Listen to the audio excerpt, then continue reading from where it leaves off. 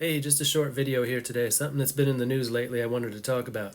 It comes out of the Australian Baseball League, which is in its off-season right now. And the news is not good.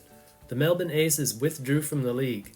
This news is a couple weeks old already. I didn't say anything about it when it was first announced because I was waiting for some kind of follow-up news, but there hasn't been any. So here's what we know. First of all, don't misunderstand here. It's not because the league or the team has been failing. On the contrary, attendance for the last ABL season was up 8% from the season before. And the Melbourne Aces were the league leader in attendance, setting a new club record of 2,614 per game. So actually, they were doing better than ever. Also, this is not the end for the Aces. They're leaving the ABL, but they plan on playing in the KBO Fall League, which begins in October. In January and February, they'll host a number of games in Melbourne against KBO clubs. So the team is still playing. The stadium will still be used, though less than before. But why? They don't say really, only that the decision followed, quote, years of discussions with the ABL regarding unresolved concerns. Doesn't sound like the friendliest of departures, and the decision may have been a long time coming.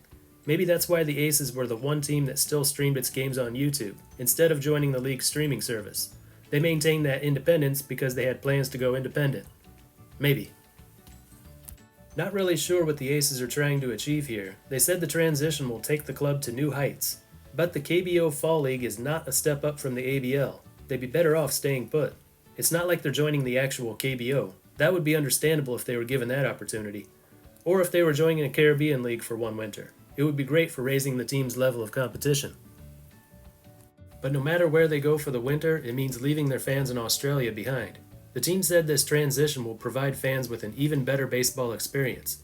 But how is that possible when they don't get to see their team playing in their home city, at their home ballpark? While other Australian cities will get to see their teams play in November and December, fans in Melbourne will get nothing till after the new year.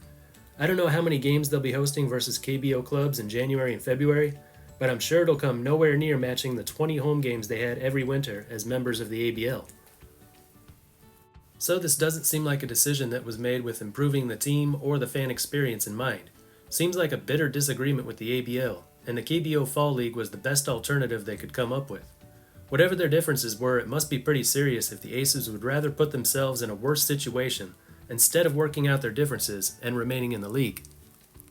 And what does this mean for the ABL? Well, it means 3 teams lost in the last 3 years, but the other 2 it was easy to understand why. Geelong Korea, that team of KBO prospects, never seemed like a permanent thing. Bringing over a team full of players from Korea to represent an Australian city, it worked out alright for the short term, but the team wasn't very competitive, attendance wasn't really good, always seemed like it might not last. The Auckland Tuatara seemed like they would last though. Right before COVID they were a playoff team with a lot of fan support in only their second year of existence. But then came the 2 missed seasons. They were unable to regain their momentum and couldn't recover financially. So the Tuatara's departure was disappointing but understandable, and that left the ABL with its original 6 teams. But now they're losing one of those original 6, and that hurts, especially this particular team, the league attendance leader, playing in the country's second largest city. So it's the equivalent of the Dodgers leaving MLB to play in some other league.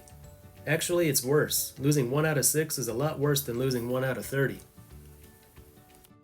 So what does the ABL do now? It wouldn't be so bad if the Aces departed the country completely, and their departure freed up the stadium. Then they could put together a replacement team to fill the void.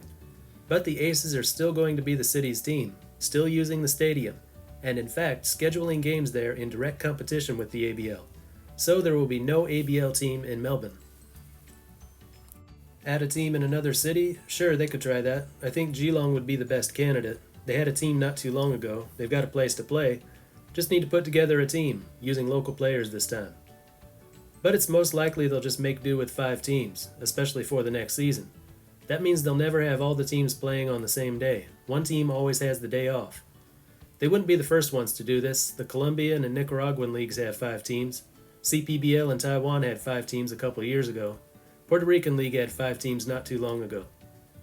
Difference is those leagues play every day, with short travel distances between cities, so it's easy to eliminate series play. But Australia is a much larger country, with teams spread out across the land.